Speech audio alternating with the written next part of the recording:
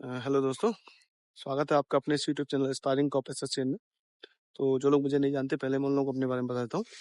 मेरा नाम मनीष है और मैं अभी तक मध्य प्रदेश पुलिस में एज अ कांस्टेबल था, बट अभी एसएससी सीपीओ 2024 के थ्रू मेरा सिलेक्शन सीआईएसएफ में एज अ सब इंस्पेक्टर हुआ है।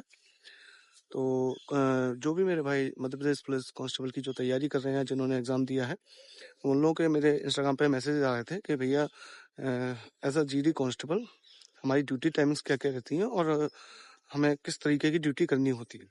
तो इस वीडियो में मैं आपको उसी के बारे में बताऊंगा।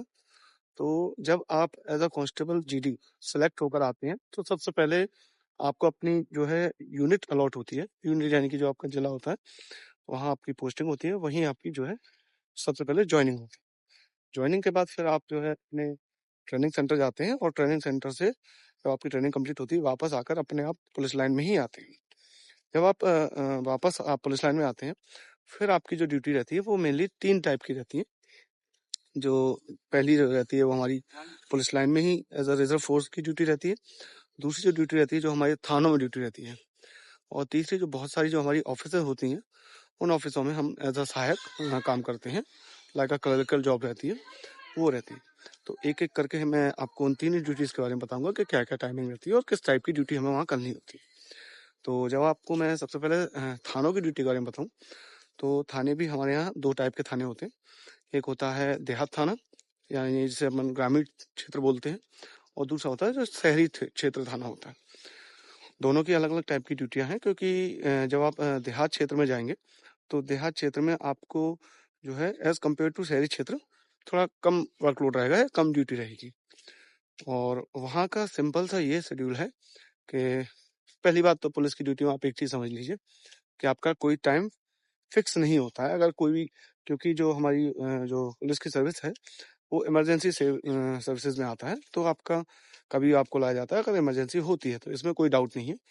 लेकिन फिर भी जो मोस्टली टाइम जो आपके सेट रहते हैं, उनके अकॉर्डिंग मैं बताऊंगा कि जैसे आप देहात क्षेत्र में रहते हैं, तो आप जैसे सुबह आप अपने थाने चले गए 9-10 बजे के करीब, 9-10 बजे आप थाने जाएंगे। वहाँ आपकी जो जो आपको कोई भी ड्यूटी बता दी जाएगी कि जैसे आपको इस रोड पर ये पॉइंट है, आपको वहाँ जाना है, आपकी चेकिंग लग गई, या कोई केस हो गया, उस केस में जाना पड़ा, फील्ड में जाना पड़ा, वो सारी चीज़ें रहेंगी। उसके अलावा आपका जो एक ड्यूटी रहती है आपकी, जो नाइट गश्त जिसे बोलते हैं, रात्रि गश्त जिसे बोलते हैं, वो आपके देहात क्षेत्र में 3 से 4 दिन में आपकी एक बार नाइट ड्यूटी लगती है। जैसे आपकी अगर रात को 12 बजे ड्यूटी लगी है, तो 12 से लेकर सुबह 5 बजे तक आपकी नाइट ड्यूटी रहेगी। और उसके बाद आपको आपका रेस्ट करने के लिए पूरा दिन मिलेगा। मतलब कई जगह 2 बजे, वरना मोस्टली जगह आपको 4-5 बजे वापस थाने शाम को जाना होगा। तब तक आप आराम से रेस्ट कर पाएंगे। और वहीं अगर आप शहरी क्षेत्र के थानों की बात करें, तो वहाँ जब आप सुबह 10 बजे जाएंगे, वहाँ का शेड्यूल ये है कि सुबह आप 10 बजे जाएंगे, 10 से 5 बजे तक आपको जो जो आपकी ड्यूटी कहीं भी आपकी जो लगी होगी, आपको वो ड्यूटी करनी होगी। और फिर उसके बाद जो शहरी क्षेत्र है, वहाँ मोस्टली 1 दिन छोड़कर या 2 दिन छोड़कर आपकी नाइट ड्यूटी रहती है। तो जब आप जैसे मान लीजिए कि आज आप 5 बजे शाम को ड्यूटी से फ्री हुए और आपको पता चलेगा कि आपकी नाइट ड्यूटी लगी हुई है, तो आपको रात को 12 बजे वहाँ जाना होगा। 12 से 5 तक आपकी नाइट ड्यूटी रहेगी, और फिर 5 बजे से आप वापस आकर जो है आप दिन में 2 बजे वापस आप थाने जाएंगे, और 2 से वही आपकी लगभग 7-8 बजे तक आपकी फिर ड्यूटी रहेगी। और अगले दिन फिर वही आपका शेड्यूल फॉलो होगा, जैसे कि आप सुबह 10 बजे थाने जाएंगे। ये तो आपकी थानों की ड्यूटी जो हो गई अपनी। इसके अलावा थानों में और भी ड्यूटी होती है, लाइक वीआईपी ड्यूटी होती है ना। कोई भी आपकी कहीं और ड्यूटी लगी, जैसे कोई वीआईपी मूवमेंट हुआ है, कोई वीआईपी आ रहा है, वहाँ आपकी ड्यूटी लगा दी जाएगी, या आपको फोर्स को बाहर जाना है, बाहर भेज दिया जाएगा। तो ये ड्यूटीज तो रहती है। अब बात कर लेते हैं आप अपने जो अपना जो पुलिस लाइन की जो ड्यूटी रहती है।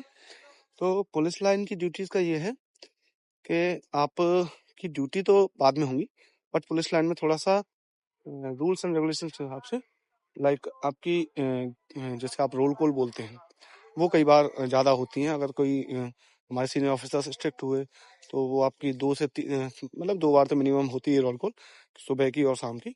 अदरवाइज अगर कोई स्ट्रिक्ट सीनियर्स हुए, तो आपकी दिन में 2 बार और रोल कॉल करा देंगे। अदरवाइज कभी भी रात को भी रोल कॉल हो जाएगी। रोल कॉल में आपको अब रोल कॉल तो सिर्फ आपकी अटेंडेंस चेक करने के लिए किया जाता है कि आप कहीं चले तो नहीं गए, इस टाइप की चीज़ें होती हैं।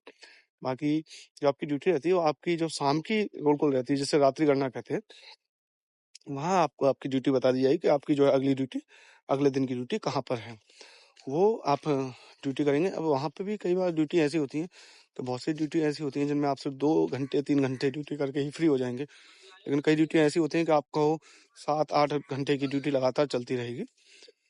इसके अलावा और भी ड्यूटीज़ रहती हैं, जैसे कोई त्योहार हो गया तो उसकी आपकी काफ़ी हेक्टिक ड्यूटी हो जाती है, लंबी ड्यूटी हो जाती है, और आपको मुलज़िम पेशी भी करानी होती है। जो अपने कोर्ट के में जो मुलज़िम की पेशी होती है, वो भी हमारे कई बार थाने से न जाके पुलिस लाइन से ही फोर्स जाता है।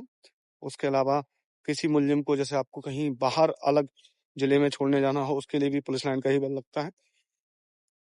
और इसके बाद मेनली तो पुलिस लाइन की यही ड्यूटीज़ हैं। हाँ, एक और चीज़ होती है, जैसे आपका नोटिस वगैरह तामील वगैरह हो गया, तो या डाक ड्यूटी होगी, वो भी हमारे पुलिस लाइन की जवान ही करते हैं। इसके बाद में आपको जो तीसरी ड्यूटी है वो होती है, जो हम अलग-अलग ऑफिसेज़ में अटैच असिस्टेंट के तौर पर काम करते हैं, वो मेनली क्लरिकल जॉब होती है। और उसके सबसे अच्छी बात ये है कि हमारा फिक्स 10 to 5 मोस्टली जगह 10 to 5 की ही ड्यूटी होती है, और ज़्यादातर जगह हम लोगों को संडे मिल ही जाता है। वो जो ऑफिस अटेंडेंट की ड्यूटी है वो मेनली इसलिए रहती है, मतलब उन लोगों के लिए हेल्पफुल है जो लोग साथ में अपनी लाइफ स्टेबल चाह रहे हैं या प्रिपरेशन कर रहे हैं किसी फर्दर एग्जाम की।